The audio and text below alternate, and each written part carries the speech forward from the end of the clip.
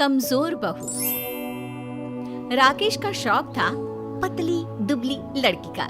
इसी चक्कर में उसने न जाने कितनी लड़कियां देख ली थी, लेकिन उसे एक ना भाती। अरे कल वाली संगीता वो तो ठीक है, वो क्यों पसंद नहीं आई तुझे? अरे चेहरा देखा कितना मोटा था, ऐसा लग रहा था दोनों गाल में रसगुल्ला भरा है। अरे तो अच्छा है ना, क्या तुझे सूखी हड्डी चाहिए? माँ मोटी लड़की ले आया ना तो तेरा ही नुकसान है। पता चला लोग उसे मेरी माँ मानकर बातें सुना जाएंगे। देख ये ना फालतू की बातें ना किया कर, समझा? जल्दी से जब तक मैं जिंदा हूँ शादी कर ले। शादी का प्रेशर राकेश पर बहुत ज्यादा था। माँ भी बुजुर्ग हो रही थी, घर का काम उससे हो नहीं पा रहा था। एक दिन माँ बेहोश हो गई। हाय रे कमला को क्या हो गया? कमला को क्या हो गया? कोई है क्या? पड़ोसियों ने मिलकर डॉक्टर को बुलाया। माँ को किसी तरह होश आया और सामने खड़ा था राकेश।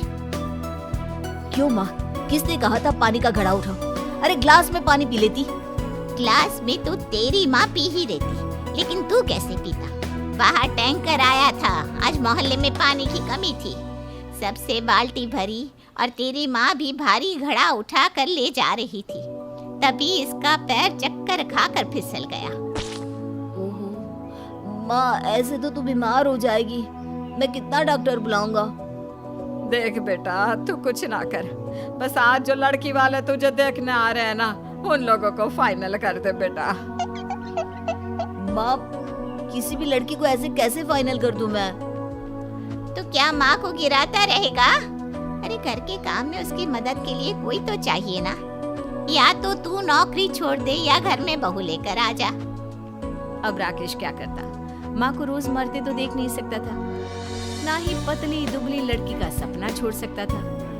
अब तो वो ऊपर वाले से यही प्रार्थना करता है कि शाम वाली लड़की अच्छी हो और वो पहली फुर्सत में ही उसे हाँ कर देगा। और फिर हो जाती है शाम। शाम को एक बहुत ही पतली सी दुबली सी लड़की सामने खड़ी होती है। अब आप कौन? ओहो धीरे बोलिए ना, इतने जोर से सुनने की आदत नहीं है। वो हम लोग लड़का देखने आए हैं, मैं ही वो लड़की हूँ।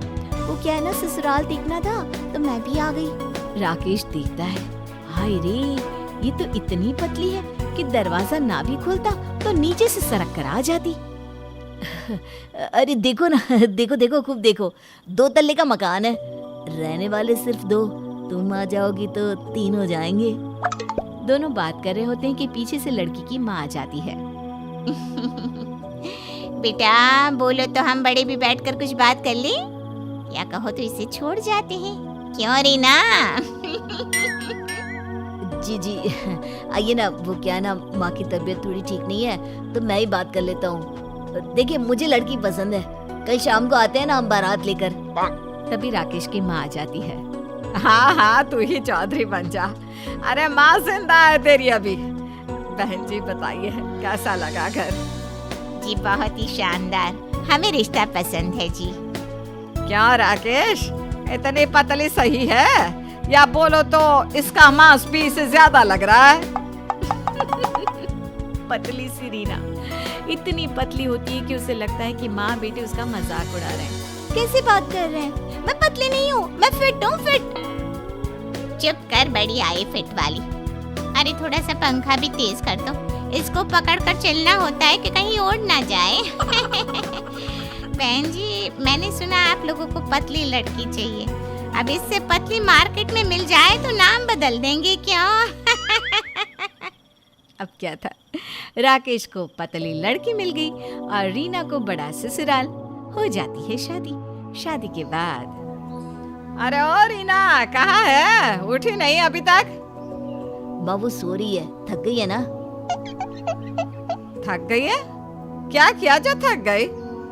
माँ वो सोने से थक जाती है, कह रही थी सोना भी तो बड़ा काम है, लेटे लेटे थकावट आ गई है। तभी रीना उठकर आती है।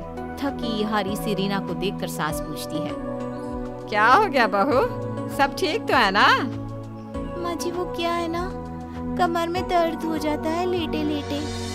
अरे तो वॉक कर लिया कर।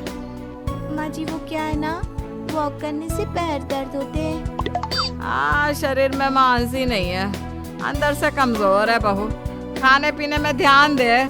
नहीं माँ, खाने पीने में ध्यान देगी तो मोटी हो जाएगी, और आप जानती है ना मुझे मोटी लड़की बिल्कुल पसंद नहीं है। हाय रे, अरे कम से कम चलने लायक तो हो। खाते खाते थक जाती है, चलते चलते थक जाती है, बैठे बैठे थक जाती है, सोते सोते थक जाती है। अरे ये थकी सी लड़की है, इससे घर का काम क्या करवाऊं मैं? अरे माँ जी ऐसी बात नहीं है, कर दूंगी मैं घर का काम भी। वो क्या है ना, मैं गैस जला देती हूँ, आप पतीला रख देना, मैं सब्जी बैठकर किसी तरह काट ही दूंगी, आप ना खड़ी होकर चला देना। मैं अरे बस कर, सब मुझे ही करना है तो तेरा क्या काम है? जा तू अपने घर और कुछ खा पी कर मोटी होकर आ। मोटी हो जाओ तो ना आना माँ, पता है ना मुझे मोटी लड़कियां पसंद नहीं है। अरे तो इतनी भी पतली किस काम की कि घर का कोई काम ही ना हो? कमजोर ऐसे कि कल को बच्चा भी कैसे पैदा होगा? बहू माँ बेटी की लड़ाई देख रही थी कि उसे चक्कर आ जाती है और वो गिर जाती है। लग रहा है खुशखबरी है, मैं दादी बनने वाली हूँ। अरे माँ, वो ज्यादा तेज आवाज में देर तक बात सुनती है ना तो थक कर बेहोश हो जाती है। जल्दी से जाकर पानी लेकर आ। सास बेचारी लंगड़ाती हुई किचन में जाकर पानी लेकर आती है। राकेश बहू के मुंह में पानी डालता है तो उसे होश आता है। सुनो जी, माँ जी को बता दो, मैं ज्यादा देर तक बहस नहीं सुन सकती, कमजोरी चढ़ती है मुझे। हाँ, बता दिया है जब तू बेहोश हो गई थी तब। हे भगवान, पतली लड़की की चाहत में न जाने कागज का फूल ही उठा लाया है राकेश। तो क्या गमला चाहिए था माँ तुझे? अरे देख तो कितनी प्यारी सी लग रही है, अप्सरा की तरह। अरे अप्सरा भी पंख फैलाती है, इससे तो पंखों का भार भी न झेला जाएगा। क्या है माँ, क्यों हमेशा लड़ती रहती है? अरे लड़ नहीं रही हूँ मैं तो इधर माँ बेटे फिर शुरू हो जाते हैं। वहीं रीना को चक्कर आने शुरू हो जाते हैं। हाय रे, अरे चुप, देखो फिर बिखर रही है ये। पतली बहू की लालच में राकेश ने तो सारे रिकॉर्ड ही तोड़ दिए। अब आगे।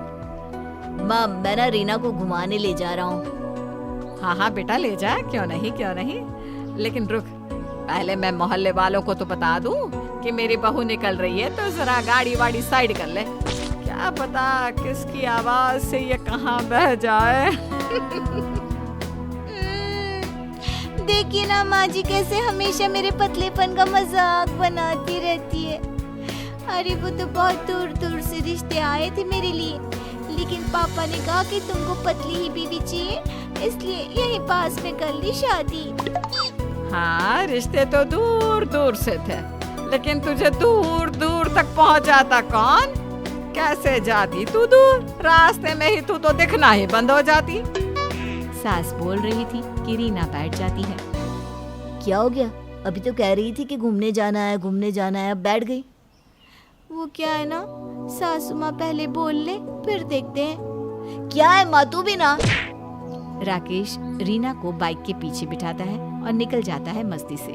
लेकिन ये क्या, जैसे ही बाइक तेजी पकड़ती है, रीना छपक कर जमीन में गिर जाती है और राकेश निकल जाता है आगे। राकेश के जाने के बाद रीना किसी तरह घर के अंदर आती है और सास को सारी बात बताती है।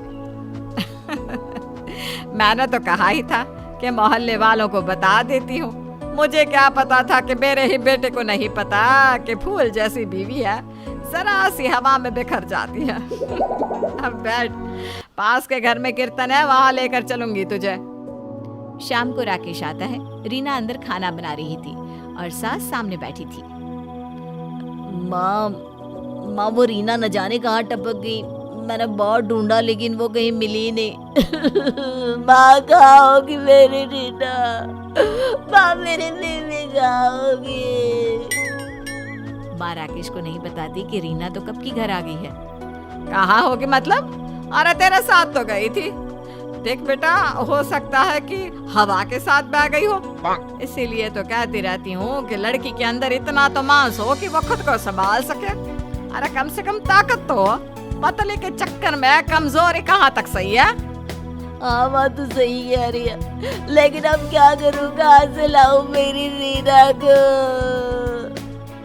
अगर मैं ले आऊँ तो तो तू उसे पतली रखने की जिद तो नहीं करेगा ना? नहीं नहीं माँ, कभी नहीं, इस जन्म में नहीं करूँगा। सास रीना को बाहर बुलाती है। राकेश बीवी को देखकर खुश हो जाता है। नहीं नहीं, मुझे पतली और कमजोर नहीं, स्वस्थ और ताकतवर बीवी चाहिए। तुम अपना ध्यान रखो रीना, खूब खाया करो। तुम मोटी भी हो गई ना तो भी मैं तुमसे ही प्यार करूँगा।